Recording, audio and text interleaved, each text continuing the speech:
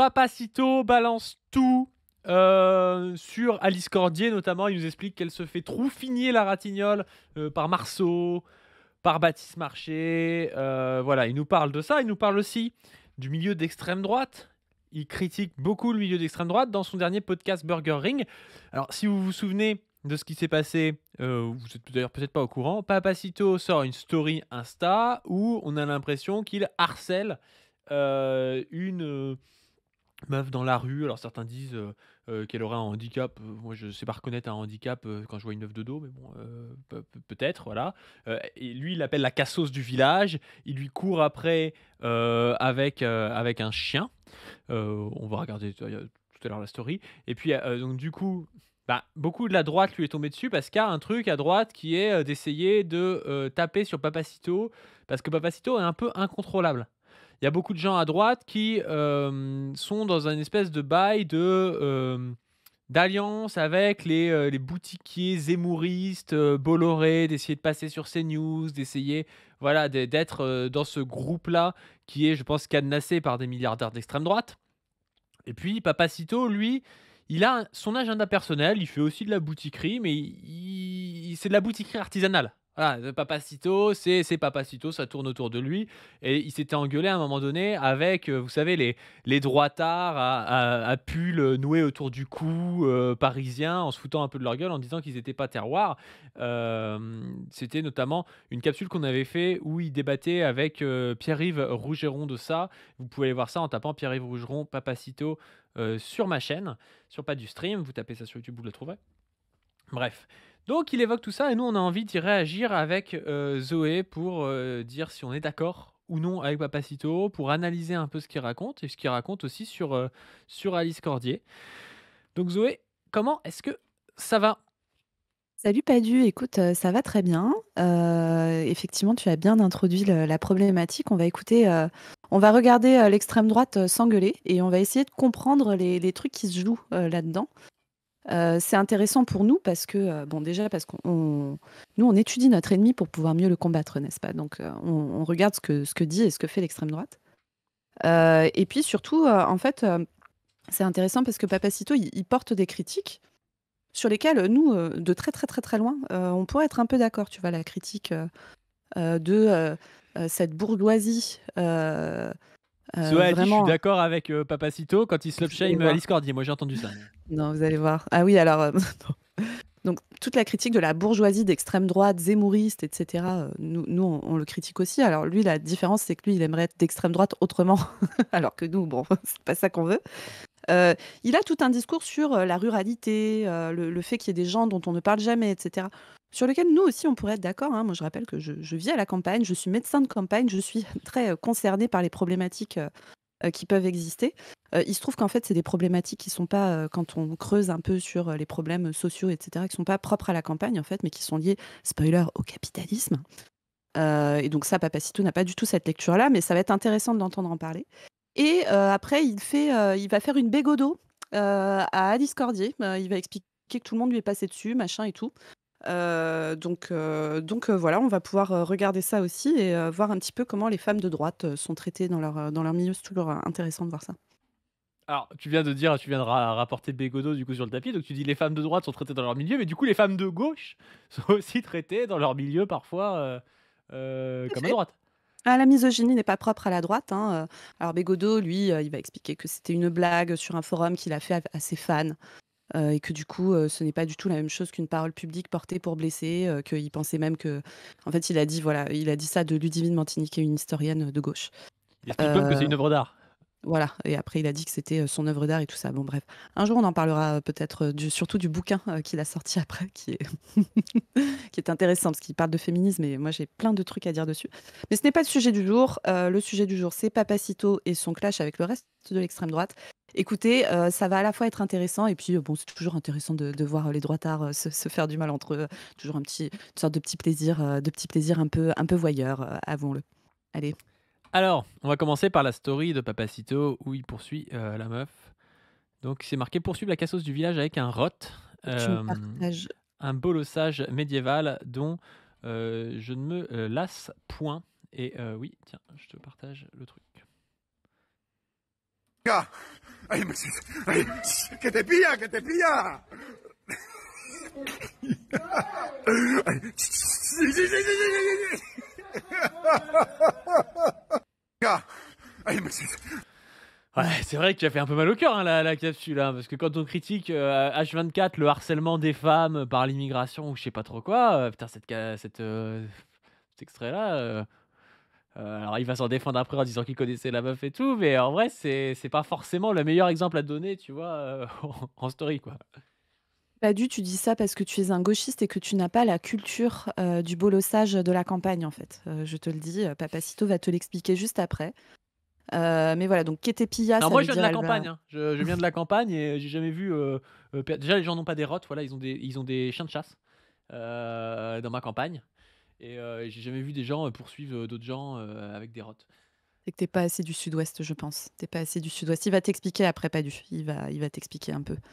Donc ouais, voilà, bon, cette story, elle est un peu, elle est un petit peu particulière, n'est-ce pas? C'est un peu surprenant de voir ça. Et donc là, en fait, ça a donné lieu à plein de réactions de l'extrême droite, et particulièrement un tweet du collectif Némésis. Papacito reproduit ici ce que nous combattons fermement en France. Un étranger qui se permet de harceler et terroriser dans la rue n'est pas le bienvenu à bon entendeur. Donc voilà. Après, autant, tu vois, moi je suis d'accord pour dire que Baptiste Marchais, c'est un étranger au Texas, tu vois. Autant je suis pas sûr que Papacito soit un étranger en Espagne, tu vois. Il a des parents espagnols, il est né en France, je sais même pas s'il a pas la nationalité espagnole, tu vois, c'est Il a possible la qu'il l'ait. nationalité. Il a Donc la dire que c'est un nationalité espagnole. étranger, c'est pas forcément vrai. Après, oui, courir après des gens avec des chiens, c'est pas l'idée du siècle. Dire que c'est les étrangers qui font ça, par contre, je sais pas trop pourquoi. Ouais, mais ça montre bien enfin bon, la stupidité de Némésis en fait, hein, qui a tellement un logiciel d'analyse pauvre et complètement avec le cerveau complètement fondu par le racisme et la xénophobie, que quand elles voient quelque chose qui les dérange, leur premier réflexe, c'est uniquement de dire c'est les étrangers, c'est les étrangers. Bon là, en plus, dans ce cas-là, ça ne marche pas. Et encore une fois, ça pose toujours la question avec Némésis de leur dire mais c'est quoi votre problème en fait, les meufs? C'est qu'il y ait des gens qui agressent d'autres gens ou c'est que les gens qui agressent soient des étrangers? En fait, votre projet politique, ça reste toujours le même, quoi. C'est-à-dire que il n'y a pas de problème à la violence du moment que c'est entre nous, c'est ça? Bon, bref. Toujours aussi stupide, hein. Bon, on va partir sur Burger Ring, du coup, le Oui. podcast de Papacito dans lequel il répond. Donc déjà, Oui. on va commencer par le début du début où il nous explique vers 2 minutes pourquoi il a fait cette story, le contexte et tout. C'est juste, bon. Alors déjà, il faut savoir un truc. C'est que ce dont on parle, c'est une story que j'ai postée avant-hier, je crois. Une story où je poursuis une amie à moi que je connais depuis 30 ans, qui se trouve être la pochetronne du village. Je lui sponsorise une cuite sur 10. Voilà. Et donc, je la poursuis avec mon chien, mais le chien remue la queue, il n'y a absolument aucun problème. Je lui fais le coup depuis 5 ans. Mon chien a 5 ans, ça fait 5 ans, même quand il était bébé, elle avait peur de lui. Ça fait 5 ans que je la poursuis avec le chien. Ça fait 5 ans que je fais la même blague. Ça fait 5 ans qu'il n'y a aucun problème. J'ai décidé de le filmer et de vous le poster. Et là, il y a une armée de calomnieurs qui se sont rués sur l'occasion, parce qu'évidemment la vidéo n'a pas de contexte, pour raconter tout et n'importe quoi, que la personne serait handicapée, mais n'importe quoi. Mais c'est vrai que ça, pour le coup, il y a des gens qui ont dit elle est handicapée, mais qu'est-ce que t'en sais, tu vois? Tu sais reconnaître une meuf handicapée, tu sais, genre, ça n'a aucun sens. De dos, tu vois une meuf la nuit, tu te dis elle est handicapée, ok. C'est ça. Parce que pour eux, Cassos égale handicapé peut-être, hein, aussi. Alors, au take, je me suis rendu compte en bossant avec des gens avec des handicaps qui sont en bas dans l'échelle sociale. Donc, Mais bien sûr. pas dire cassos, tu vois, mais par contre, dire que que la société est validiste et que les gens avec des handicaps sont ultra précaires dans notre société, ça c'est vrai. Oui, totalement. Et puis Cassos, c'est une insulte classiste, en fait, mais c'est une insulte qui existe aussi, enfin, je veux dire, au sein des classes populaires, en fait, hein. Ah oui, le Dire discours de la pénurie. Et les ouais, c'est cassos, ça. c'est ceux qui travaillent, c'est le Exa producérisme. C'est ça. Mais c'est justement ceux qui travaillent pas, les Cassos. Si tu vas voir, il va l'expliquer. Personne que j'ai poursuivi avec mon chien, déjà, c'est une blague de village, donc je reviendrai là-dessus, sur la vie de village qui est complètement inconnue par toute cette nouvelle soi-disant patriosphère extrêmement parisiano-centré. Attention, je n'ai rien contre les Parisiens, c'est pas ça. Mais le Parisien qui pense Oh là là, il a rien contre les Parisiens. Bah, moi, j'ai contre les Parisiens, mais voilà. Bon, moi, je suis plus radical que lui. N'importe quoi, hein.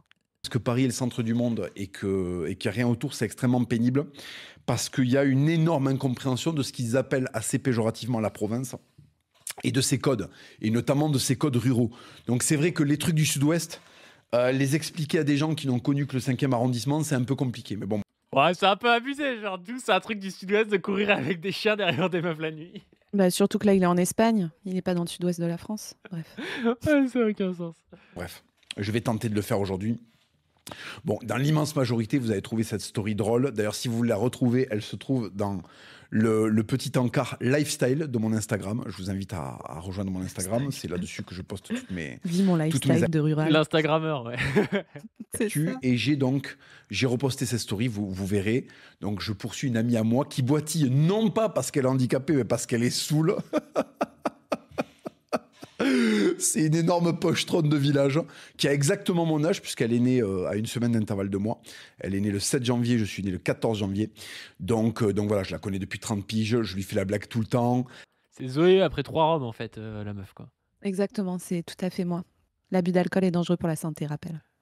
C'est la mascotte du village, mais en fait, expliquer ça à des gens qui ne connaissent pas la vie de village, qui ne connaissent pas le sud-ouest, mais il n'y a pas que dans le sud. Bah attends, mec, il abuse de fou. Il a quel rapport avec la vie de village et le sud-ouest? Genre, moi j'ai vécu dans un village et tout. Genre, il n'y avait pas des gens qui se poursuivaient avec des rottes. Qu'est-ce que c'est que ces conneries? Alors, j'étais pas dans le sud-ouest, c'est vrai. C'est vrai que c'était peut-être le sud-ouest. Peut-être que dans le sud-ouest, tu peux courir en balançant des phrases en espagnol avec un chien, tu vois. Mais c'est n'importe quoi, hein. Sud-ouest, parce que dans plein de régions de France, il y a des trucs de Gauliot. J'ai vu des vidéos là, qui se passaient du côté de chez les Flamands. Là, c'était du grand n'importe quoi. Donc, c'est un truc qui est universel. C'est la vie rurale qui a ses propres codes et sorti de leur contexte et évidemment avec des explications fallacieuses et calomnieuses. Moi, ce qui me fume, c'est que tu peux exactement dire la même chose en disant ouais, mais faire des rodéos urbains, c'est la vie de banlieue. Et Papacito, qui est un citoyen du monde, ne connaît pas la vie dans les banlieues. Tu vois, tu peux faire passer n'importe quoi pour une tradition de ton quartier comme ça. Tu vois, te dire ah bah toi tu connais pas. Nous on fait des roues arrière en quad devant, en bas des blocs et il y a pas de souci, tu vois. Voilà. Alors bon, je sais pas dans cet endroit-là, mais il explique aussi que voilà, elle vit des aides, etc. Mais que c'est bon enfant et qu'ils se connaissent et tout ça. Alors, il se trouve que, bon, nous, en fait, on connaît pas cette meuf. On sait pas à quel point ce que dit Papacito de leur relation est vrai. Tu vois, bon, on peut le croire sur parole, mais on sait pas, en fait. Dans tous les cas, en gros, lui, ce qu'il explique, c'est que voilà, c'est sa tradition, que toutes les traditions rurales sont comme ça et tout ça. Alors, en fait, tu vas voir. Alors là, je pense que ce qui serait intéressant, c'est qu'on aille au timecode à 20-18, puis après on reviendra en avant. Enfin, on reviendra avant dans le truc. Mais il va parler, en fait, il va faire une litanie de pratiques festives qu'il a connues dans le sud-ouest pendant les férias, etc. Que le regard, on va dire, jugeant qu'on peut porter sur ces pratiques est un regard de personne qui est extérieure à cette communauté, pour qui, en fait, ce n'est pas de la violence et ça peut même être une manière d'intégrer les personnes avec voilà, des handicaps, etc. Et là, à 20-18, il va nous parler de comment on intègre une personne trisomique dans une feria. Donc il nous fait de l'ethnologie, quoi. Voilà, c'est ça. Cet esprit disparaisse. Il faut continuer. Vous savez ce qu'on a fait au Feria de Vic-Fezensac en 2001, j'étais parti au Feria de Vic-Fezensac, d'accord. On a couronné un mec qui était... Donc, le mec était trisomique et bossu, d'accord. Il était dans la feria, il tripait. C'était très bon enfant. Bon, il faisait des trucs de triso qui sont très drôles, il poussait des cris et tout. À un moment, on a dit, t'es le roi de la feria, mec. Enfin, parce qu'en fait, la blague est partie de... La feria, c'est un truc de mongolien. Et là, il a eu un trait de génie, le triso. Il a dit « Mais moi, c'est un mongolien !» Il a dit ça. Donc, si vous voulez, un trisomique qui dit « Mais moi, c'est un mongolien !» Alors qu'on vient de dire que la feria, c'est un truc de mongolien. Mais le mec est devenu un dieu vivant, en fait. C'était le veau d'or dans la Bible. On s'est mis à lui adresser des prières, en fait. Alors ça, bon, il le dit avec une imitation qui est de son choix, mais par contre, j'en avais déjà parlé avec Chris, tu sais, moi j'ai bossé en service de génétique, j'ai fait un stage d'internat en service de génétique, Oui.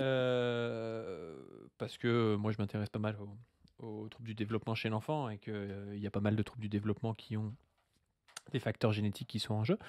Et donc j'ai vu, pas mal de gens avec des handicaps, notamment d'origine génétique. Et souvent, je me suis rendu compte que, notamment dans la communauté des gens du voyage, tu vois?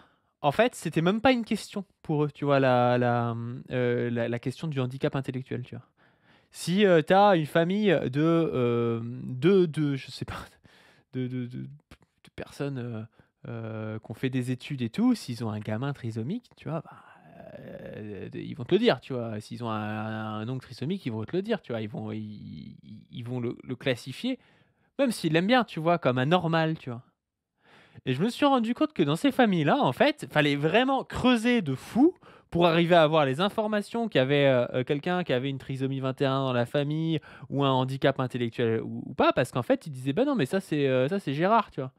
Ça c'est Gérard et puis ils disaient pas: «Bah ce type, en fait, il a, un handicap intellectuel, il est, je sais pas, il a un déficit, de compréhension de certains trucs», tu vois? Enfin, non, non, ils le voyaient comme un être humain d'abord, tu vois? Ce qui est pas tout le temps le cas, dans notre monde très normatif, très hiérarchisé, très validiste, tu vois?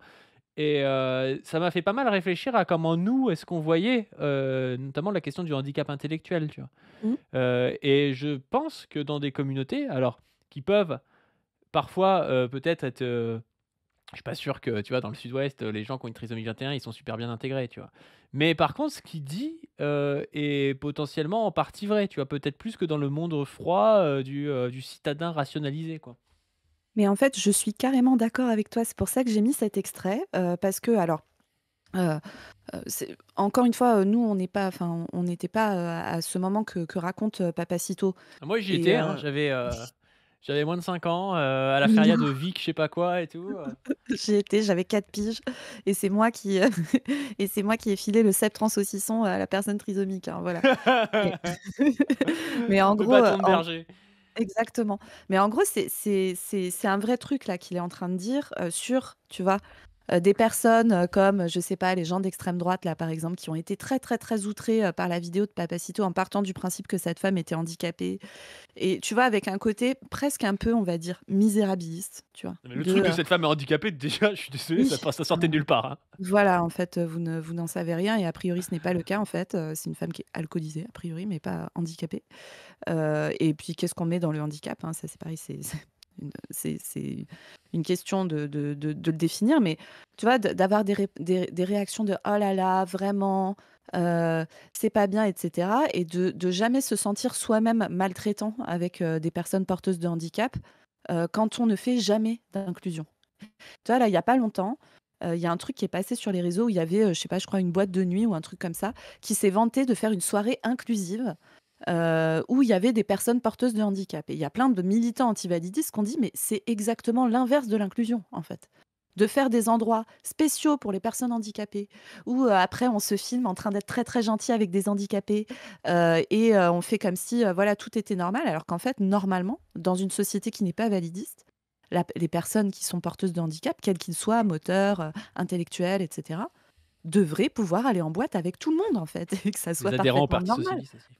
Oui, et que ça soit parfaitement normal et effectivement, moi, je pense que dans des communautés qui sont peut-être plus restreintes, il y a où tu as un rapport direct, les uns avec les autres, tu as peut-être effectivement beaucoup plus d'inclusion, dans des très grandes villes avec des gens qui se connaissent pas les uns avec les autres et où en plus on a tendance à mettre les personnes porteuses de handicap dans des institutions, où ils vivent et cetera, complètement en dehors de la société. C'est une approche, ségrégative du handicap qui est pas forcément,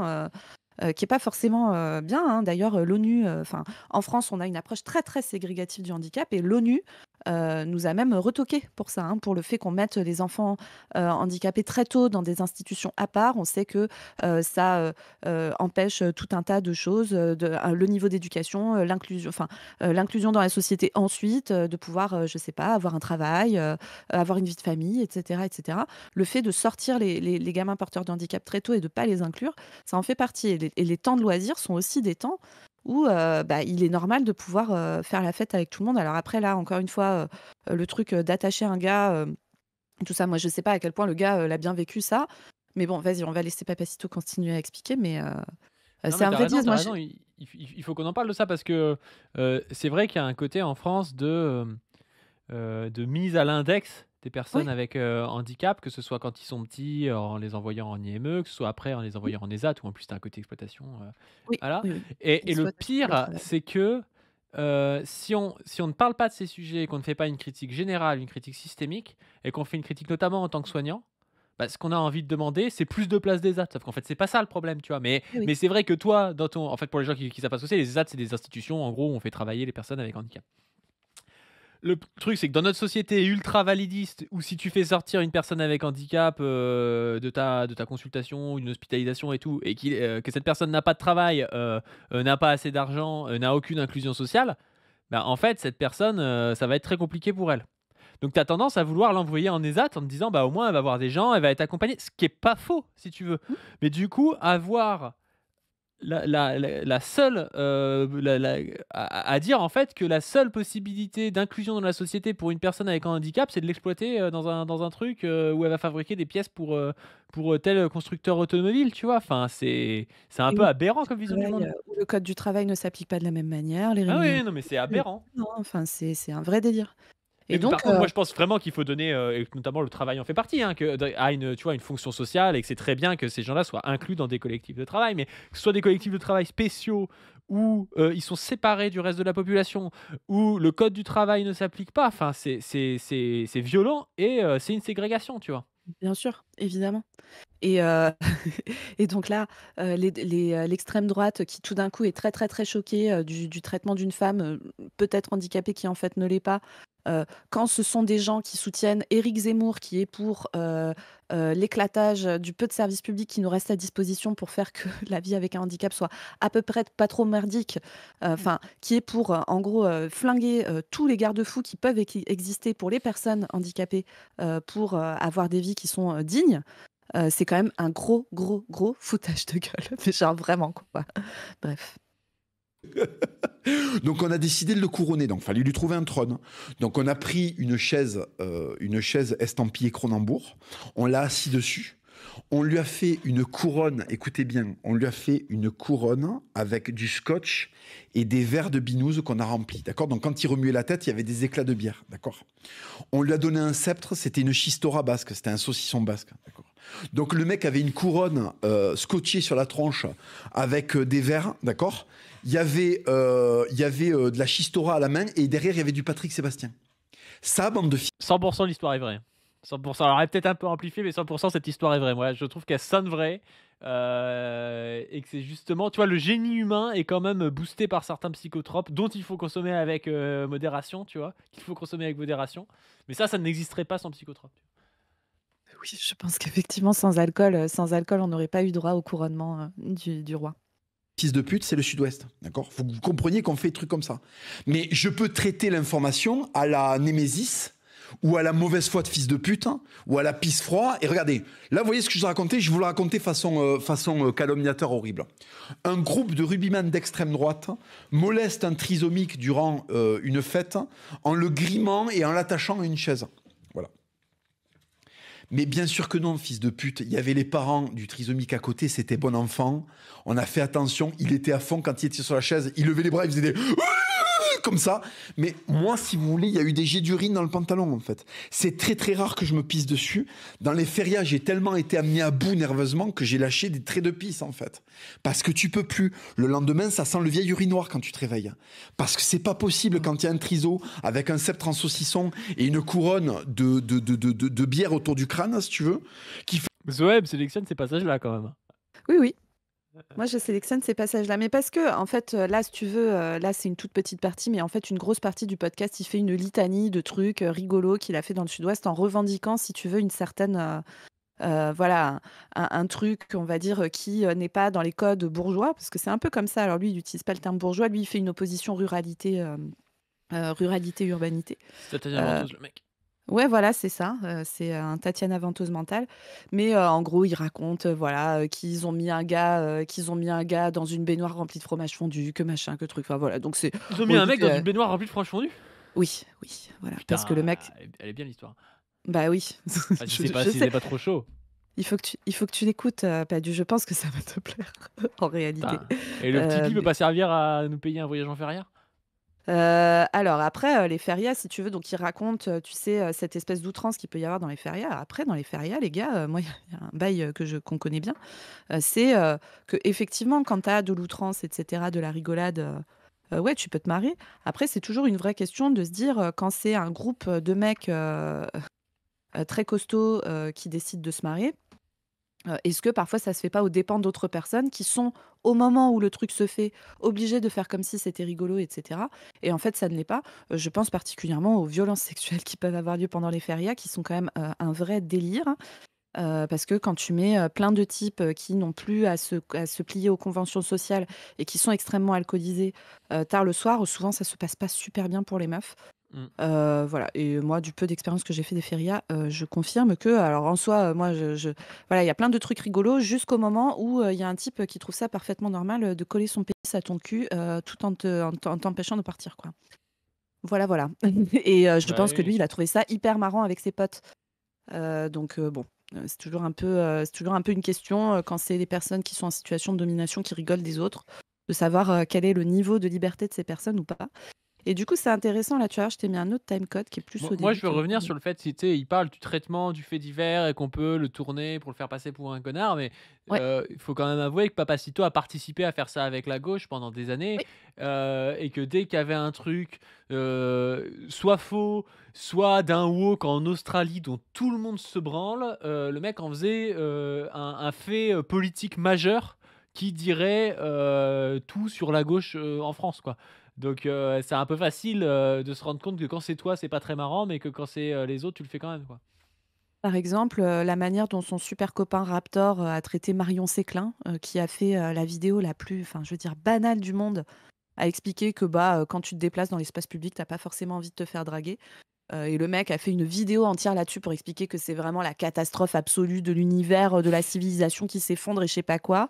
Et la meuf a pris un harcèlement, monstrueux, pendant des années, qui continue encore aujourd'hui, je crois. Donc voilà, hein, enfin dans le genre, on prend un petit truc, on le monte en épingle, pour en faire un discours politique, général. Effectivement, Papacito a participé, mais tu vas voir, maintenant il n'est plus du même avis, et on va en parler, on va en parler pas très longtemps après. Hem, Là, je te proposais, ouais, un petit passage que j'ai appelé «Offense et transgression» parce que ça c'est intéressant sur le truc. Ouais, c'est parti. Tuer une personne handicapée, c'est faux. La personne titube parce qu'elle est saoule. Et c'est justement parce qu'elle passe ses journées à picoler et à toucher les aides qu'on lui fait toutes sortes de brimades taquines et bon enfant, tout en l'incluant en fait dans la vie du village. Et d'ailleurs, il faut beaucoup se méfier de cet esprit de oui, attention, il faut pas stop le bizutage, stop ci, stop ça, parce qu'à la fin, bon, déjà, tu fabriques des gens qui n'ont plus aucun relief. Tu fabriques des gens qui n'ont plus aucune culture qu'on appelle ça, de la transgression, chose qui est extrêmement Oh là là, il parle comme Deleuze. Il parle comme Oui, Deleuze, il devient gauchiste, le gars. exactement, La exactement. transgression, machin et tout, non, par Mmh. contre, oui, en fait, moi, j'ai quasiment jamais vu une critique du bizutage, qui soit une critique, teubée, faut pas faut arrêter de rigoler. C'est pas ça les critiques du bizutage, c'est pas par puritanisme, que les gens font des critiques du bizutage, c'est parce qu'il y a des drames humains, qui, je sais pas, des fois même il y a des décès, il y a énormément de violences physiques. Zoé parle souvent notamment des études de médecine, des week-ends d'intégration, mais pas qu'en médecine, dans les écoles de commerce, dans les écoles, d'ingénieurs aussi, voilà, les bizutages, c'est dangereux. C'est pour ça qu'on en parle. Faire une soirée avec, sa promo et tout, il y a pas de problème à ça, c'est pas ça le souci. C'est un problème quand, il y a, toute une mécanisme, une structure qui se met en place pour, qu'il y ait des agressions sexuelles de meufs et pour qu'il y ait, des violences physiques envers certains, quoi. Ouais, c'est ça. Vas-y, laisse la fin et puis je rajouterai. Importante, la transgression, la notion de transgression, la subir et la faire, c'est des choses qui sont extrêmement importantes parce que ça vous donne vis-à-vis des injonctions et vis-à-vis de la normalité une position assez aérienne et assez. Ah, Papacito, c'est Jean French Theory maintenant! C'est trop drôle! Je te jure, La c'est pour ça que je te fais transgression, cet extrait. c'est Incroyable. trop drôle! Supérieur, voilà. S'il y avait un peu plus de gens qui avaient le goût pour la transgression, on serait dans une société moins conformiste et on serait du coup dans une société qui serait beaucoup moins malléable. Aujourd'hui, les hommes sont devenus malléables parce qu'ils n'ont plus aucune capacité de transgression, parce que tous les offensent. Et d'ailleurs, j'ai trouvé que OK la gannerie, hein. cette Ah bah, histoire était vraiment, hein. vraiment très gauchisante parce qu'en fait, le moindre truc devient une offense, le moindre truc devient. Bah, à quel moment c'est les gauchistes qui sont dans le mec se fait critiquer par des gens d'extrême droite qui sont des puritains et le type nous dit ouais c'est la faute de la gauche qui est dans la rigidité n'importe quoi. Sa take, c'est que l'extrême droite zemmourienne sont en fait des gauchistes, en fait. C'est ça, sa take. Non mais c'est n'importe quoi la take C'est un c'est délire. n'importe quoi. En reprenant les arguments French Theory classicaux, c'est incroyable. C'est trop drôle. Incroyable. Le moindre signal de vie, le moindre signal d'énergie, d'esprit enfantin devient quelque chose De désir. devient quelque chose de criminel. Voilà. Bon, j'aurais peut-être dû utiliser la défense, la fameuse défense. C'était une IA. Oh le bâtard. Vous savez que récemment, on en a eu. Bref, il va y revenir après là-dessus. Non, mais en fait, moi, ça m'intéresse qu'il parle de transgression là, parce que je vais avoir une critique, et figure-toi, une critique que je pourrais aussi faire à certaines personnes qui ont cru s'inspirer de la French Theory dans les années 70 et qui, en fait, avec le discours de la transgression, de la liberté, etc., quand tu as ce discours sans te poser la question des structures de domination, en fait, tu sers l'ordre établi. Mais clairement. Et donc, tu te fais passer pour un mec très voilà, subversif, etc. Alors qu'en fait, qu'est-ce que tu fais à part asseoir l'ordre social qui existe déjà? C'est-à-dire faire en sorte que les personnes qui sont en situation d'appliquer de la coercition, de la violence et tout, puissent le faire sur les personnes qui sont le moins en position de pouvoir se défendre. Et là, tu vois son argument de ouais, avec tous ces discours, on peut plus se marrer, alors qu'avant c'était la grosse marade et tout. C'est bien que tu aies parlé des facs de médecine parce que c'est exactement l'argument actuellement dans les facs de médecine. On est en train de recouvrir les fresques pornographiques qu'il y avait sur les murs des salles de garde d'internat depuis des décennies. Moi, j'ai Moi- bouffé devant une gigantesque fresque pornographique pendant tout mon externat qui représentait les chefs de médecine et tout ça. Elles sont en train d'être recouvertes. Moi j'ai Et vu même ça se recouvrir. C'est-à-dire, j'ai mangé à l'internat un jour où il y avait encore la fresque et j'ai mangé le lendemain et elle était recouverte. et c'était quand? Et c'était il y a 6 mois environ. Ouais, et ben du coup, c'est plusieurs mois après l'obligation de les recouvrir. C'est-à-dire qu'ils étaient très en retard. Et ils l'ont fait probablement parce qu'ils ont été poussés au cul et menacés de sanctions, etc. Et donc, tu as tous ces grands chefs de médecine. Alors, les grands chefs de médecine, Papacito, pour te dire un peu, hein, c'est pas du tout le petit paysan du coin, l'ouvrier, l'artisan, etc. Pas du tout, hein, pas du tout, du tout, du tout. C'est des grands bourgeois qui sortent de familles de grands bourgeois depuis des générations et des générations, qui n'ont jamais planté un clou eux-mêmes parce qu'ils ont toujours payé des gens pour planter des clous à leur place. Et qui se permettaient, sous couvert de tradition, de machin, de trucs, d'appliquer de la violence sexuelle, des violences inouïes sur les personnes, etc. Violences qui pouvaient aussi arriver sur les patients, sur les autres On va personnels nous le de l'hôpital. reprocher, tu dis c'est pas tous les chefs, c'est it's not all chefs de médecine, tu vois, t'as des notamment les Oui. plus jeunes aujourd'hui, ils sont pas forcément, moi j'en connais qui sont pas des grands bourgeois, issus de familles de grands bourgeois et qui foutent des mains au cul à tout va, tu vois. Bien sûr, mais l'ordre social dans les facs de médecine, c'est ça. Les grands mandarins de médecine, c'est ça. Et donc, c'est cet ordre-là, en fait, sous prétexte de ah là là, c'est la grosse galéjade et c'est la grosse rigolade et tout. Non, en fait, c'est juste des mecs qui appliquent leur pouvoir, se font kiffer eux-mêmes et organisent la société pour toujours être dans une position dominante, etc.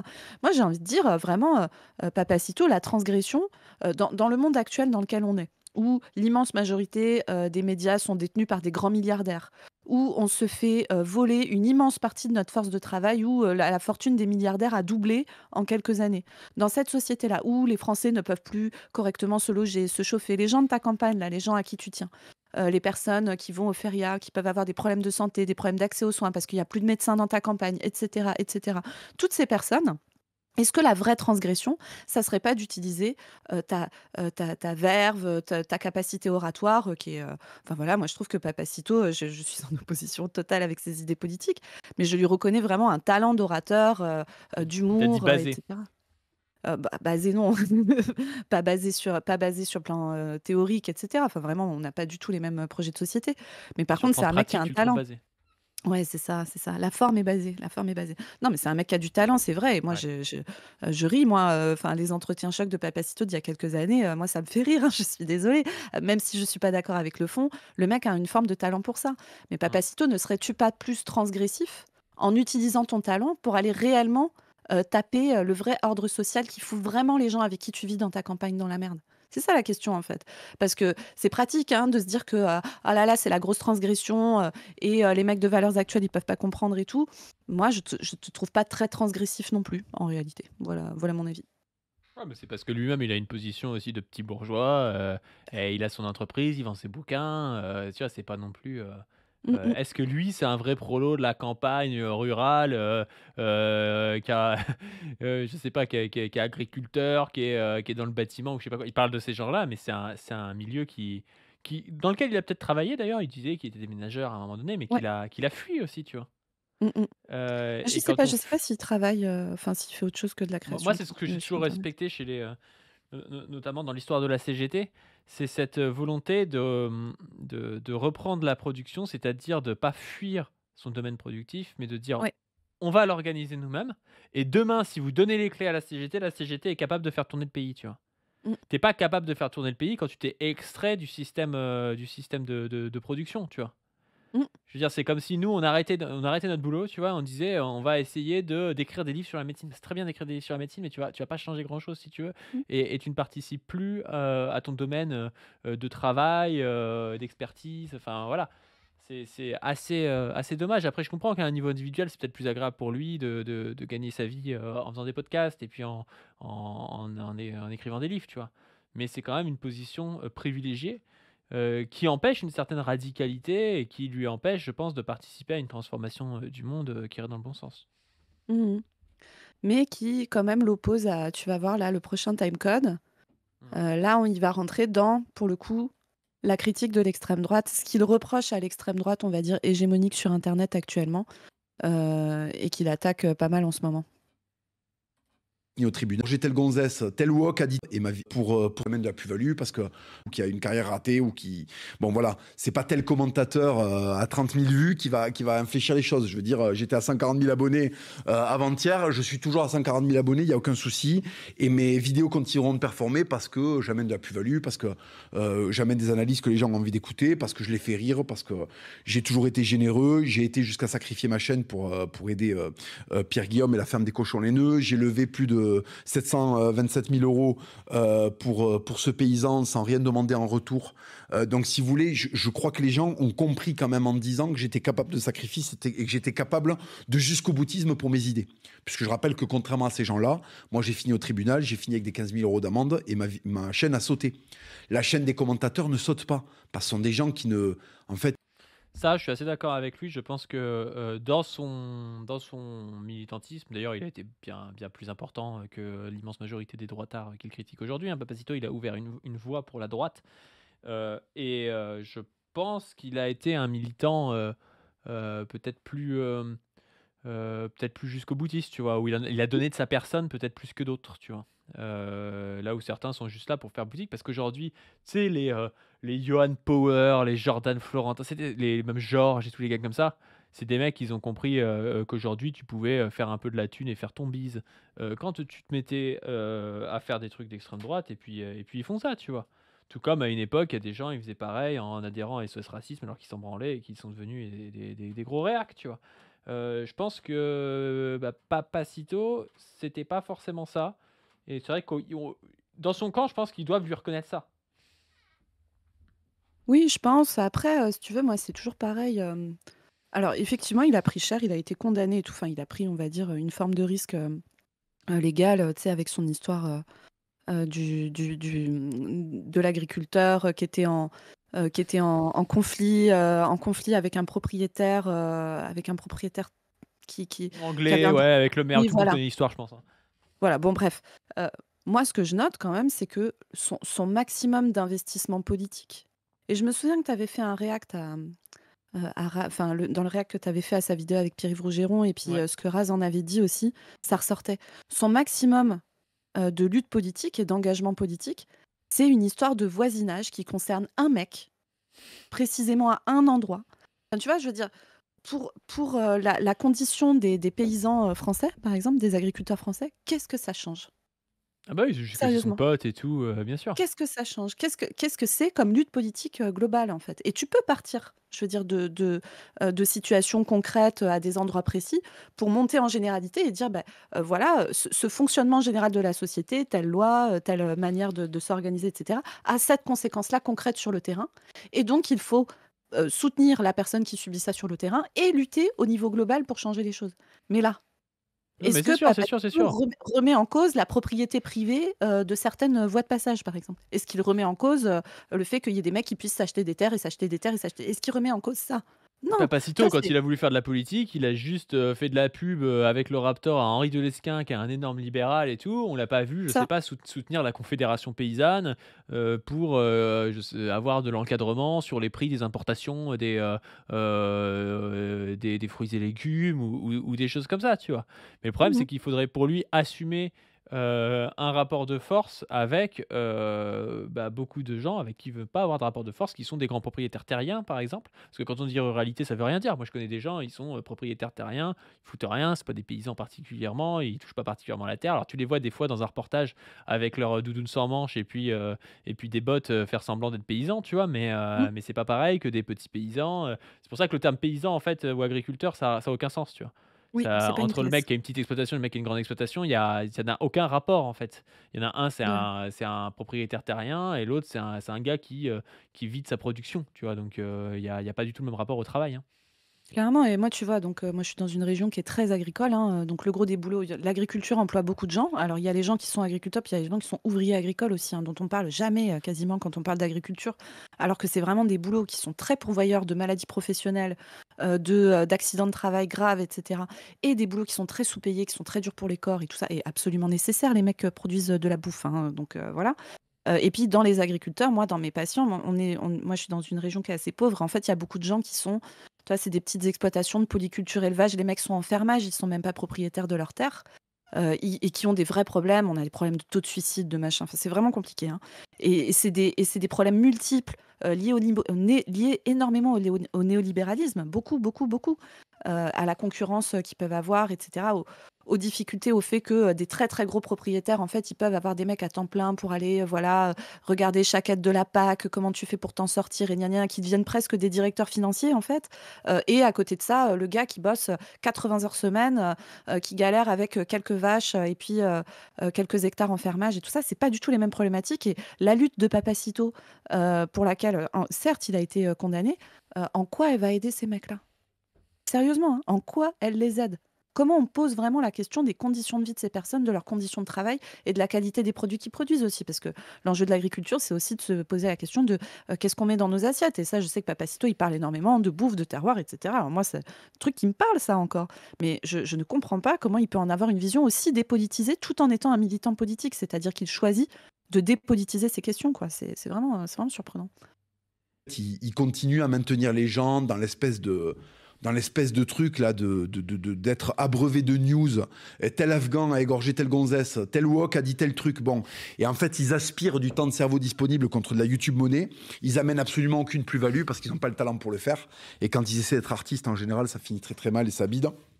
Donc, si vous voulez, c'est des gens qui n'ont que ce moyen-là de tirer un peu égoïstement de l'argent en bousillant l'énergie, la dopamine et l'optimisme de toute une génération de jeunes Français qui sont sur YouTube et qui s'abreuvent de vidéos. Je crois qu'il y a 4, 5, 6, 7 vidéos par semaine de commentateurs. Donc je vais pas les nommer parce que ce sont des gens qui sont insignifiants. Mais je veux dire, c'est vraiment ce truc-là d'abreuver les gens de news. Et alors le moindre truc dont ils pourraient tirer un drama, ils sautent dessus parce que je vous dis, ils n'ont pas le talent d'exister autrement. Faire de l'humour, c'est très très compliqué. Les gens qui m'attaquent à chaque fois, c'est sur de l'indignation sauce gauchiste, quoi. Voilà. Je m'indigne.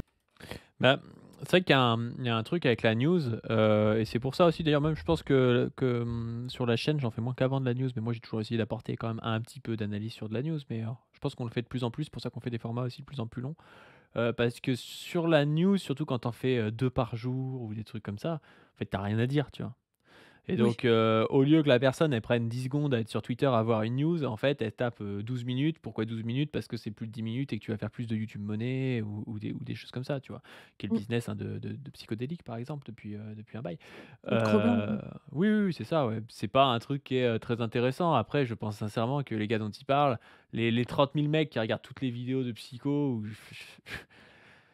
voilà, je suis pas sûr que, ils le regardent de manière, tu vois? Il dit, ça leur baise leur je pense pas que ça les empêche de faire autre chose, tu vois? C'est des vidéos que tu mets quand tu es sous la douche, quand tu es en train de cuisiner et tout, je pense pas que les mecs, ils soient devant comme ça, béats, en train de regarder une vidéo de Psycho et de se dire: «Putain, il a raison sur tout», tu vois? Je pense qu'on a aussi une, une image un petit peu biaisée quand on veut critiquer, tu sais? De faire comme si les gars qui regardaient ça, c'était des teubénos. Je pense que c'est des types, ils se disent: «Ah, bah, j'aime bien Psycho», tu sais? Ils ont découvert, ils cliquent 2 3 fois sur des vidéos. Au bout de 6 mois, ils en ont marre, mais ils sont remplacés par un autre mec qui découvre Psycho. C'est un très bon militantisme pour l'extrême droite, hein. Je pense que ça fonctionne bien, ça lave un peu le cerveau de types, mais voilà, je pense qu'il faut pas non plus, abuser. Les mecs, ils sont pas, devant devant Psycho à prendre des notes, tu vois? Mais moi, je trouve que ça dit quelque chose parce que là, il parle d'efficacité, en gros, d'efficacité militante un peu. Et du coup, lui, il oppose ce format news où en fait, tu fais une litanie soit de ce qu'on dit les woke, soit de crimes et délits commis par des personnes étrangères ou perçues comme telles, comme un truc qui, en gros, n'a pas d'efficacité, tu sais, qui fait déprimer les gens, etc., etc. Alors moi, je pense que c'est vrai. Je pense que regarder des trucs comme ça en boucle te met dans un C'est état sûr. mental qui est probablement pas très bon. Et lui, il dit, en gros, c'est intéressant ce qu'il dit derrière parce qu'il dit, voilà, ça fait pas de la dopamine, ça fait pas rêver, etc. Et je pense que lui, tu vois, quand il fait ces trucs hyper drôles là où il raconte, bon, comment, les blagues qui se font entre potes dans le sud-ouest, etc. Je pense que lui, il se dit, bah, du coup, moi, je fais une litanie, mais de trucs qui sont positifs, de trucs qui font kiffer. Et en fait, ça reste profondément idéaliste, tu vois. C'est-à-dire Mmh. que ce n'est jamais une question de lutte concrète, de modification concrète politique, de comment on s'organise pour vivre les uns avec les autres. C'est vraiment pas du tout. C'est Mais lui, il est l'opposé dans le de la. romantique, en fait. Si tu Ouais, veux, c'est ça. sa catégorie, c'est la catégorie du romantisme, c'est-à-dire du fantasme d'un passé, qui était joyeux, qui était beau et tout, et les C'est gens, ça. du coup, il leur vend un peu ce passé-là. Sauf que ce qu'il oublie de dire, c'est que ce n'est pas possible. C'est-à-dire qu'aujourd'hui, un type qui a un travail à un endroit et tout, il va pas se barrer dans le sud-ouest et vivre, dans un endroit, qu'il ne connaît pas, avec des gens, qu'il ne connaît pas et vivre la vie du sud-ouest des années 80, tu vois? Il parle peut-être de son enfance, tu vois, Papacito, mais ça va pas plus loin. La réalité, c'est que les gens, ils ont des problèmes qui sont des problèmes concrets. Ils ont une famille, ils ont des amis, ils ont un travail et tout. Et la question politique, c'est la question de la transformation de tout ça. Et ça, Papacito n'y répond pas plus que les newsers. Et j'ai même envie de dire peut-être que les newsers qui surfent pour Zemmour, ils répondent plus que lui, tu vois. C'est-à-dire qu'au moins, Exactement. il propose un débouché raciste, clair et net, qui est chez Zemmour et tout, qui est cohérent, qui peut passer, ou qui est dans le RN, hein, d'ailleurs, qui peut passer aux élections, alors que lui, bah, une fois que tu as fantasmé sur le Sud-Ouest, ta vie est toujours pourrie, tu vois? Ça va rien changer, en fait. Il y a pas de Il débouché politique. y a Il y a aucun pas de débouché débouché politique. politique. Et en fait, les newsers, ils ont pas besoin d'apporter beaucoup, d'analyse et cetera, enfin, voire pas du tout, pour être efficaces politiquement parce que, la pensée d'extrême droite devient hégémonique dans le pays.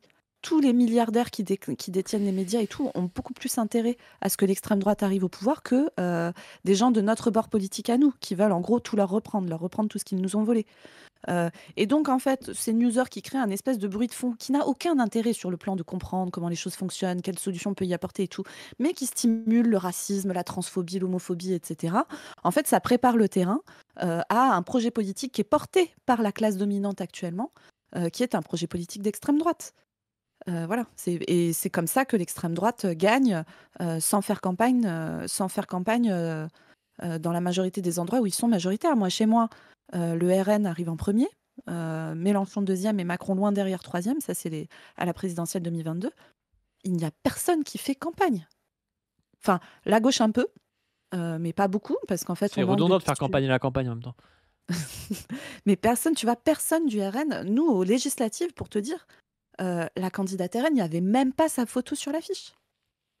Ouais, Elle est nous juste... aussi, ouais. Enfin, si, elle avait sa photo, je crois, mais la meuf, tu la voyais jamais. Et tout. C'est ça. Et en fait, ils gagnent sans faire campagne parce que tous les médias sont de leur côté. Enfin, tous les médias. Une grande partie du système médiatique est de leur côté. Et de plus généralement ce que la bourgeoisie accepte aujourd'hui. Bref. Ouais. De tels trucs que j'ai Voilà, transformés voilà. parce qu'ils n'ont pas la capacité de se livrer à un exercice de création. Et moi, c'est là où je remercie Dieu tous les jours, c'est de m'avoir donné cette capacité d'avoir beaucoup d'imaginaire, beaucoup de création, parce que j'arrive à apporter aux gens un souffle épique. Et d'ailleurs, aujourd'hui, vous allez voir dans ce podcast, on va se livrer un petit exercice de clash. Ça fait longtemps que je ne l'ai pas fait. Mais là, ils ont convoqué le Hugo, the Evil Hugo. Donc, je vais être obligé de clash le collectif Nemesis. Et notamment... Oh là là là là là là, on va se régaler. Alors, Papacito dévoile le body count à 5 chiffres du collectif Nemesis. oh, putain. Et ça fait kiffer pas du. Non, on va l'écouter. Moi, le clash interdroitard, j'aime bien quand même. Le clash interdroitard, j'aime bien. Parce que là, collectif Nemesis, ils vont répondre. Je pense pas. Ils vont répondre oui, ok, on a mais Papacito, lui, une fois, il a sucé un mec dans une feria. Tu sais, ça va être un truc comme ça va être un truc de merde et tout. Ah bah, il y a moyen qu'il y ait des bails d'homosexualité de Papacito, de je sais pas quoi. Même si c'est faux, hein. Enfin, j'en sais rien, même si c'est faux ou pas, tu vois. Mais il y a moyen que ça parte dans un clash succulent où nous, on se frotte les mains comme ça. Alors moi, je pense que Nemesis va pas répondre parce que c'est un peu leur méthode de pas répondre à ces trucs-là parce elles sont formées en com, en fait, hein, ces meufs-là. Alice Cordia, elle a été formée au réseau Atlas, etc., qui sont des réseaux d'extrême droite états-uniens, en fait, hein, qui financent des influenceurs dans plein de pays, et notamment en France. Et donc, elles sont un peu formées à ces trucs-là, et je pense qu'elle sait très bien qu'il faut pas qu'elle réponde sur un plan com et tout ça. Papacito qui te clash et tu réponds pas? Tu crois que c'est une bonne idée, toi? Je pense qu'elle va pas répondre, sauf si ça monte beaucoup. Ou alors, elle le fera, tu sais, longtemps après, et puis en l'attaquant sur un truc précis, tu vois. Par un leak, ouais, c'est possible. Ouais, c'est ça. Du coup, il faut passer à 27 minutes. Ouais, non, alors là, les gars, là, les gars et les meufs, on arrive au moment où... alors bon, il en met plein la tronche d'Alice Cordia. Alors, il fait comme s'il la citait pas, il l'appelle AC. Voilà. Et en précisant qu'elle est patronne de Nemesis, mais il dit que du coup, il ne l'a pas citée. Alors, je sais pas s'il espère que du coup, il va s'en sortir sur un plan légal avec cette technique. Enfin bon. Et donc là, on va redécouvrir ce que c'est pour les meufs d'extrême droite de tenir le discours qu'elles tiennent, en fait. Parce qu'en fait, désolé les meufs, hein, mais le projet politique que vous portez est pourvoyeur de la normalisation de ce type de discours sur les meufs, etc. Alors, nous, à gauche, on a aussi notre lot de mecs qui se comportent un peu comme des grosses merdes avec les meufs. La différence, c'est que maintenant, tu vois, quand un mec à gauche fait des blagues un peu dégueulasses et bien moins appuyées, violentes et diffuses que ça, comme Bégodeau, par exemple, bah, heureusement, il en prend un peu plein sa gueule et c'est très bien. Il y a un petit peu de rétro-contrôle au sein du groupe, ce qui n'est pas le cas à droite. Et donc, bah, allez, vas-y, on va écouter ça. Ouais, juste merci pour le Tipeee en live, alors qu'on n'est pas en live, on est en off. Merci pour les 5 balles de Tipeee. Sympa, merci. Tu te fais trop finir la ratignole toute la journée quand, et puis tu viens de dire oh, regardez, Papacito s'amuse avec une amie à lui dans son village.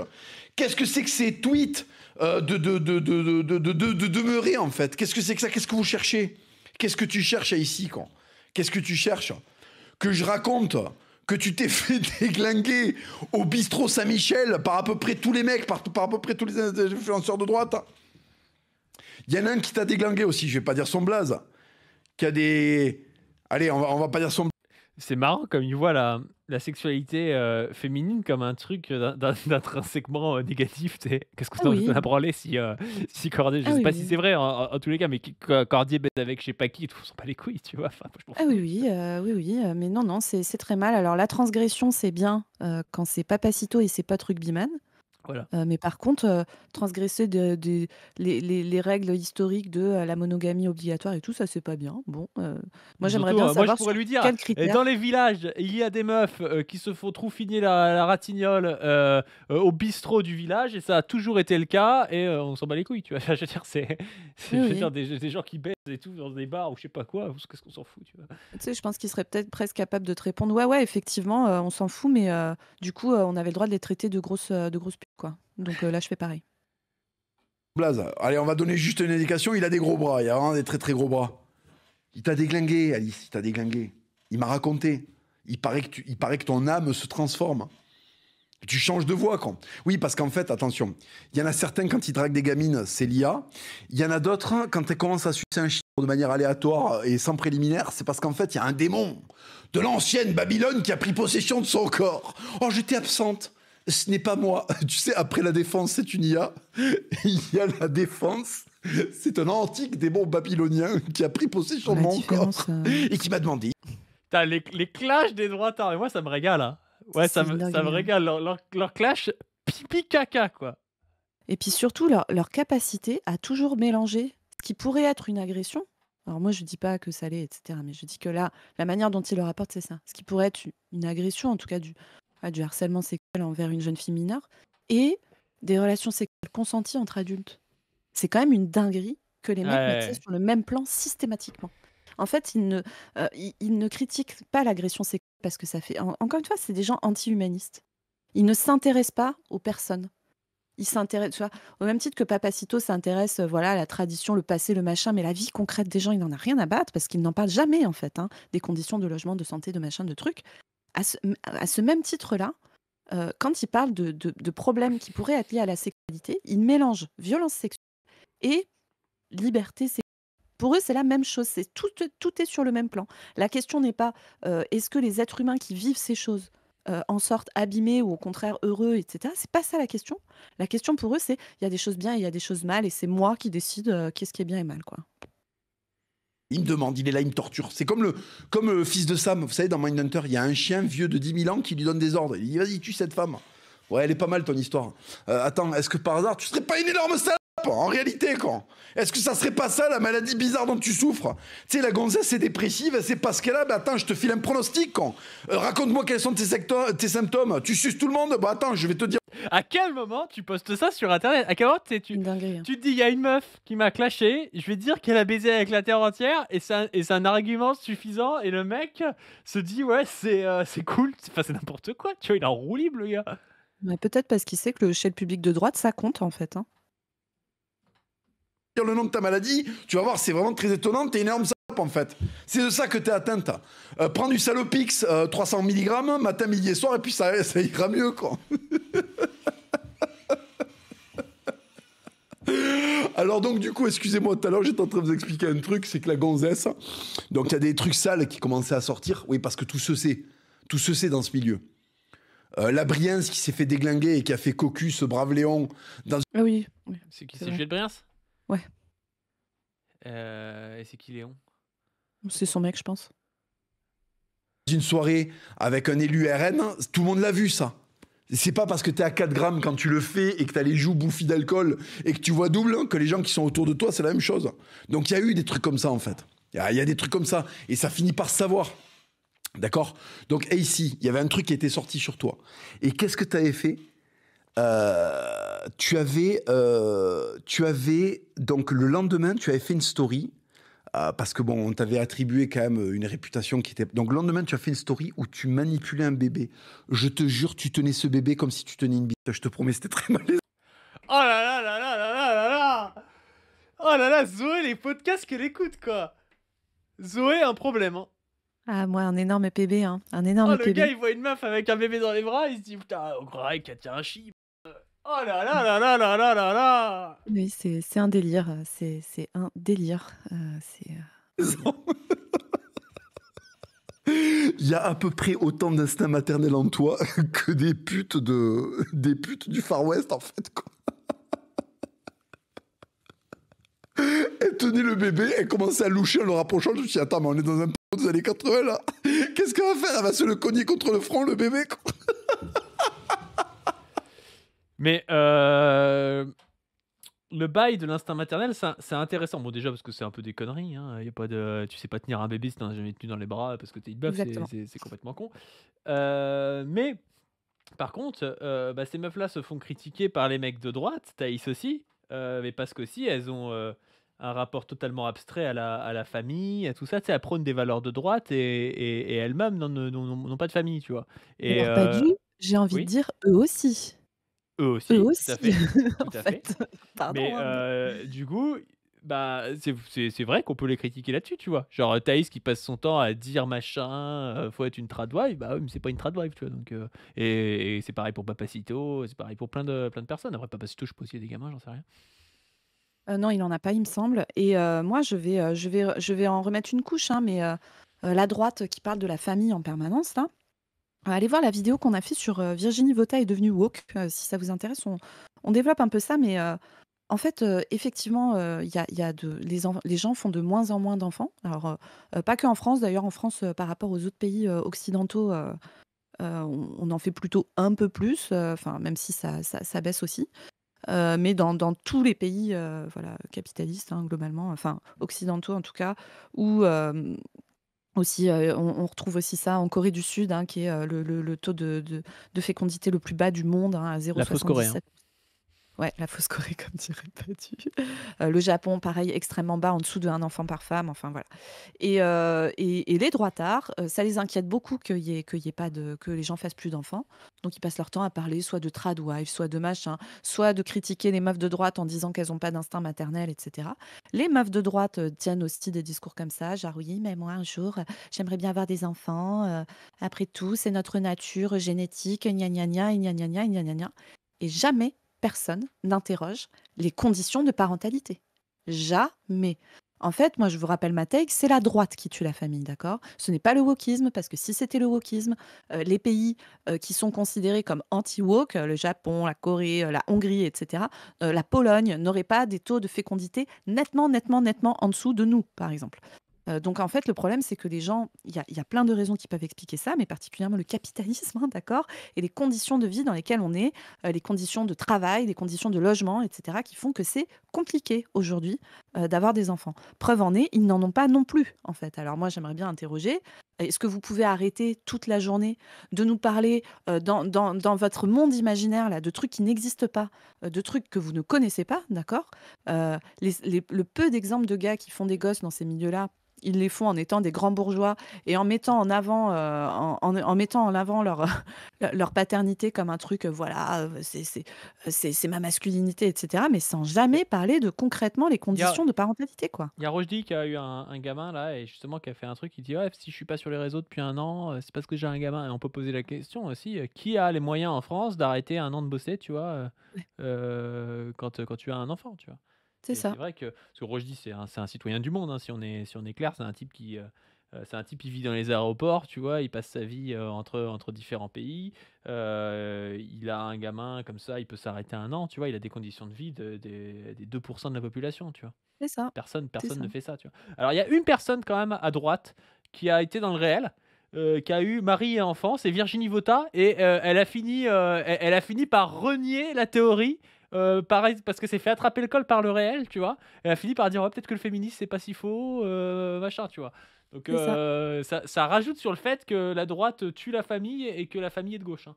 Bah oui. Et en fait, qui a envie de penser un vrai projet politique concret, hein, avec des vraies décisions, etc., qui permettrait de favoriser la parentalité pour les gens qui ont envie de devenir parents? Bah, désolée, mais c'est pas ni la droite valeur actuelle, Némésis complètement teubée, qui dès qu'elle voit un truc fait: «Ah mais c'est les étrangers, enfin voilà, pardon, je suis désolée, mais vraiment moi c'est un tel niveau de médiocrité intellectuelle que ça me fatigue en fait. Ni la droite Zemmour qui est pour niquer le peu de reste de l'état social qu'on a encore, ni la droite Papacito qui passe toute sa journée à parler de saucissons et de machins et de blagues dans les férias. Mais encore une fois, Patrick jamais Sébastien. Oui, de Patrick Sébastien et jamais de conditions de vie concrètes des gens. Jamais, putain. Mais en fait, vous vivez dans votre tête. Vous ne vivez pas dans le vrai monde et vous ne proposez rien de concret. Vous n'avez aucun projet politique concret à proposer pour que les agriculteurs puissent vivre de leur métier, pour que les gens puissent avoir des enfants dans de bonnes conditions, pour tous les trucs que vous passez votre temps à vous raconter qui vous tiennent à cœur, quoi. C'est une dinguerie d'être comme ça. Moi, vraiment, vous me fumez, hein, ça me fume. Je ne comprends pas. Regardez le bébé, elle le louchait. Je me suis dit, putain, à un moment, elle va le branler, quoi. Non, mais Oh. c'est pas possible Oh là d'avoir là aussi là peu là d'instinct là là maternel, là mais là. c'est infernal, quoi. Tu le manipulais, là, c'était très bizarre. Hein. Bref. C'est quoi le prochain Bon. truc que tu nous as sélectionné? Parce que c'est un peu bizarre quand même hein, ce que tu nous fais Oui, écouter.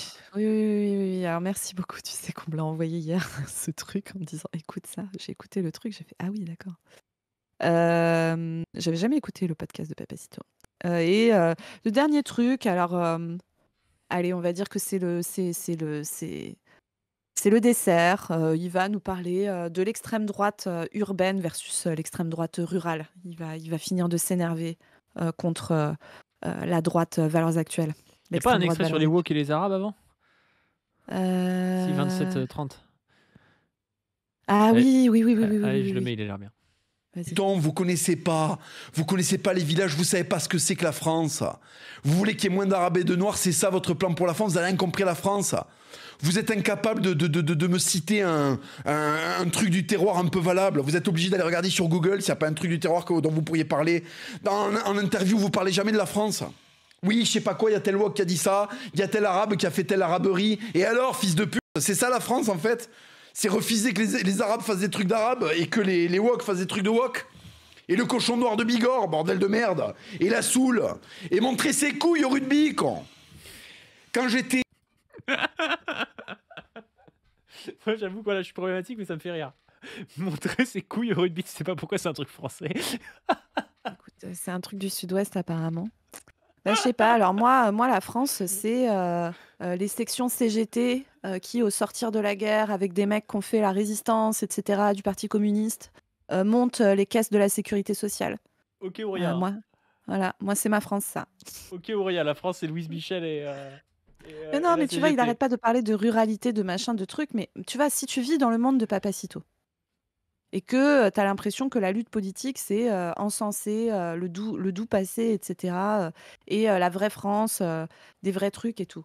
Mais pourquoi il ne parle que de trucs qui n'ont quasiment pas de conséquences sur la vie des gens? Les caisses de sécurité sociale, ça a des conséquences sur la vie des gens. Majeures. Le mec ne parle jamais de ça. C'est quand même...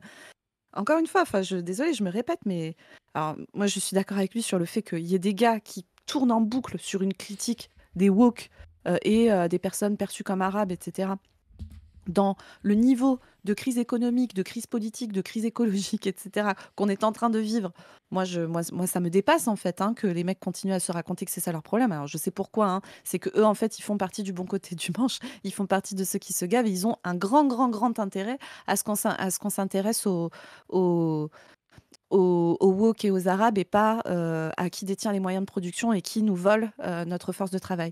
Mais en fait, Papacito, c'est la même chose, version couilles qui sortent du pantalon et port noir de Bigorre, quoi. Ouais. Mais sinon, globalement, c'est pareil. Bon, on continue sur la dernière extrait, donc sur l'extrême droite urbaine versus rurale. Vous savez, je ne fais jamais les soirées dans ce milieu parce que je supporte pas leur histoire de coucherie, leurs mœurs décadentes et tout. Je ne supporte pas ça. C'est pour ça que j'y vais jamais, même à l'époque où je... Il y a 2 secondes, il parlait de transgression, il a dit je supporte pas les mœurs décadentes. Et puis j'aime bien, il considère que faire sortir ses couilles de son pantalon, c'est pas décadent, par exemple. Tu vois, ça me fume, tu vois. Les trucs qui sont chez lui, en fait, c'est pas de souci, tu vois. En fait, faire des fellations à plusieurs personnes différentes dans sa vie, quand on est une femme, ça, c'est des mœurs décadentes.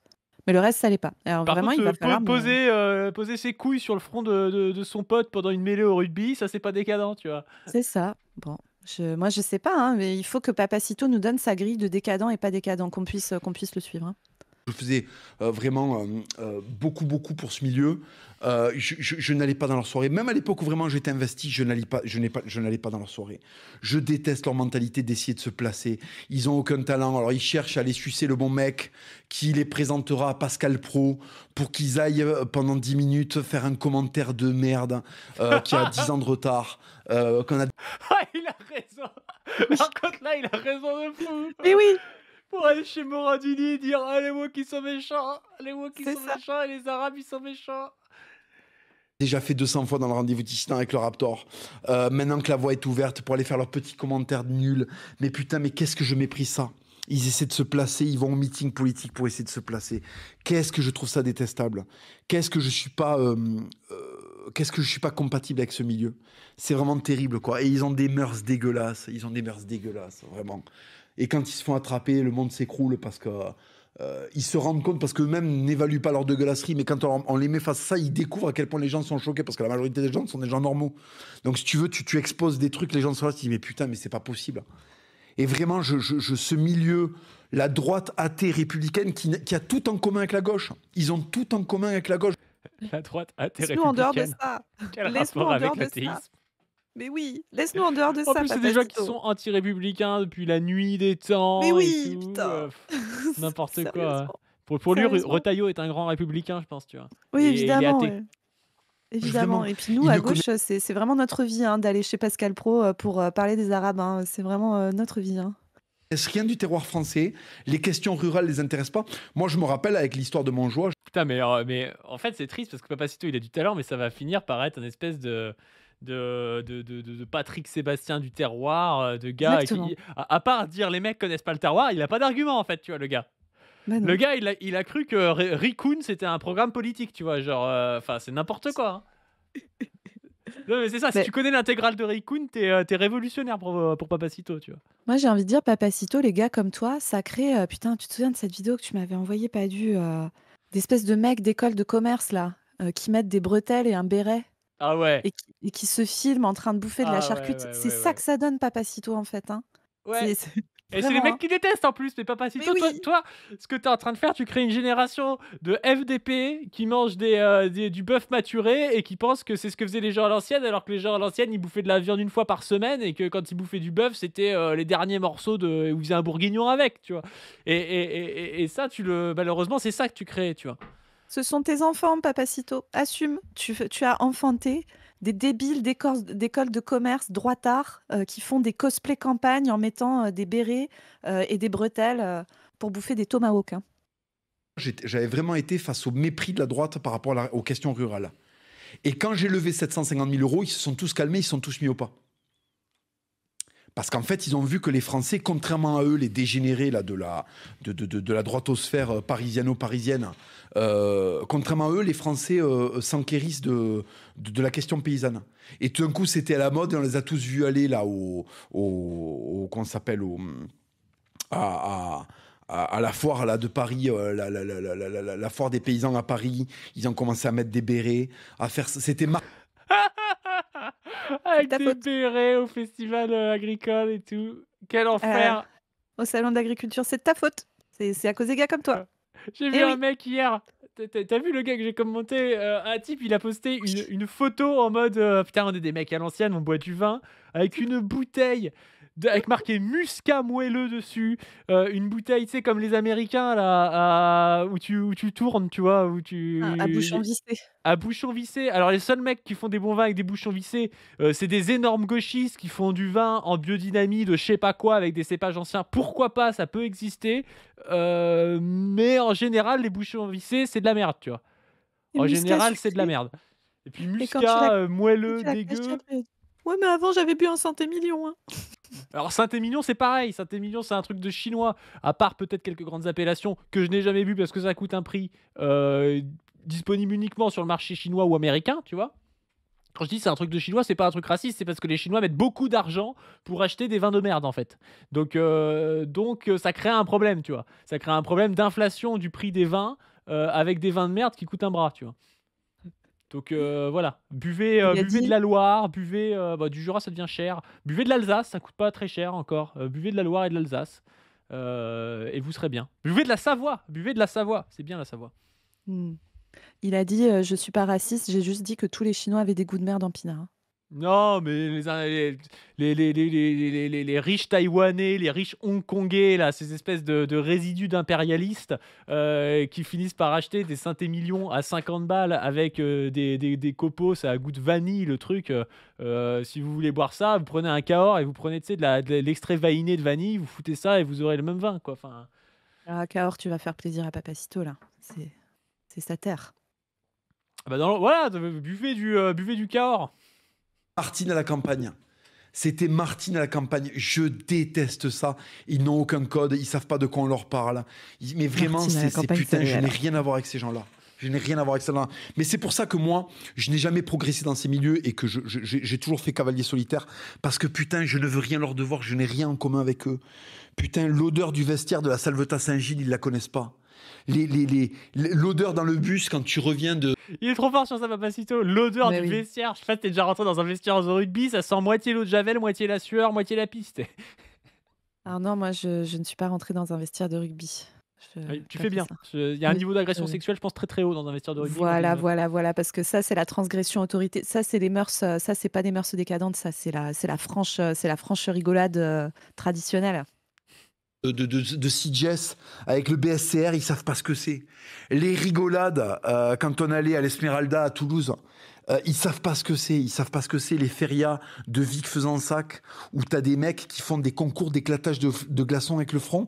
Mais réveillez-vous. Alors ça, c'est réel, les concours d'éclatage. T'as déjà vu ça, j'imagine. Les concours, Oui, ça, oui, c'est oui, oui, vraiment un jeu à la con. Hein. Concours Non, mais moi, d'éclatage de pastèque aussi, c'est aussi à la con. Mais ouais, de mais glaçons, c'est encore plus golemont. j'ai une grande partie de ma famille qui vient du sud-ouest, hein. Je connais ces bails, hein. Je connais bien. Bordel de merde, c'est ça la France en fait. C'est ça la France. C'est les Bretons torchés qui sortent dehors et qui font des aplats sur le ventre et qui s'explosent le crâne contre des panneaux, qui font des aplats sur le trottoir avec la pluie. C'est C'est quoi cette histoire? C'est quoi cette histoire des Bretons qui font des aplats sur le trottoir avec la pluie? c'est les Normands à 4 grammes qui sortent dehors à Walpé avec des casques de vikings. Mais à un moment, il va falloir que vous sortiez de Paris en fait. Parce que la France, c'est ça, c'est le profane et le sacré. On n'est pas dans un petit truc méticuleux de fils de pute en mode regardez, gna gna gna. Vous êtes dans le rance, vous êtes dans le gris, vous êtes dans le petit, vous n'avez aucune emphase. Si je vous montre Cyrano de Bergerac, vous n'y comprenez rien, quoi. Parce que Cyrano de Bergerac, ça a été écrit par un mec, par un Provençal à Luchon. À Luchon, quand il s'est foutu dans les Pyrénées, il a vu tous les animaux qu'il y avait là, en Ariège et autour, quand il s'est dit putain. Il faut en faire quelque chose et il a écrit Cyrano de Bergerac comme ça. C'est des punchlines qu'il a entendues chez les mecs du sud-ouest en fait. Voilà. C'est la boucle là. Imagine d'être bloqué Ah, mais là-dedans. Le mec, la c'est giga une boucle. boucle infinie d'un truc. C'est ça. C'est un peu marrant, mais c'est la boucle quand même. C'est un peu oui. Alors après, si tu veux, du coup, j'ai essayé d'écouter un autre truc, je sais plus. Alors je suis redescendue, j'en ai pris un au hasard et en fait, c'est ça, une litanie de Le truc du sud-ouest. Dieu, Ouais. ouais, voilà, Dieu, il a donné ça aux Basques, il a donné ça aux Normands, il a donné ça à machin, il a donné ça à truc, etc. C'est que de la, comme tu dis, c'est que du romantisme en fait, mais c'est vraiment très peu politique en réalité. Et donc c'est rigolo qui s'oppose autant à l'extrême droite, on va dire, type un peu valeurs actuelles, zémourienne, etc. Mais qui transforme aussi peu son propre discours politique en un truc efficace. Mais peut-être qu'en fait, Papacito, c'est, on va dire, un humoriste. Il y a quelque chose de tragique. Il y a quelque Ouais. chose de tragique parce que le mec dit voilà, il faut fantasmer. Enfin, il a un discours où on fantasme les identités rurales. Du coup, il y a des petits cons de droite citadins qui fantasment les identités rurales et ils disent bah oui, mais vous n'êtes pas des vrais ruraux. Bah oui, mais c'est toi qui leur vends, mec. C'est ça. Au bout d'un moment, si tu vends à des mecs qui sont en ville des trucs qu'ils n'ont pas vécu, évidemment, ils les ont pas vécu, tu vois. Enfin, qu'est-ce que tu veux? Ils vont pas se transformer et devenir des paysans de 70 ans du sud-ouest, tu vois. Enfin, les mecs, ils sont pas rigolos. C'est ça. Donc voilà, bref, qu'avez-vous pensé de cette plongée, de cette plongée dans le monde de Papacito? Moi, je veux, voilà, vous devinez le body count de Papacito en commentaire. Vous Ah oui, pouvez. parce que c'est vrai que ça, on pose jamais la question. Quel est le body count de Papacito à votre avis? Moi, Ouais. Alors moi, il se trouve que quel que soit le chiffre, je trouverais que c'est pas ça le problème. Voilà. Je croyais que tu allais dire, quel que soit le chiffre, je trouvais que c'est pas assez. Oui, non, mais moi, je ne fais pas de puceauphobie, Padu. Papa, si toi, le Oh droit là d'être là là là puceau, il y a aucun problème. Parce Bon, que tu sur ce, viens de ce n'hésitez qu'a dit pas Thaïs. à donner sur le Tipeee, à vous abonner à cette chaîne, à la chaîne principale, à la nouvelle chaîne de Dr Zoé, Zoé-du-bas YouTube, YT plutôt, à vous abonner au Twitter, au Blue Sky, à mon Instagram et tout ça. Et sur ce, on vous dit à plus. À plus tout le monde, salut.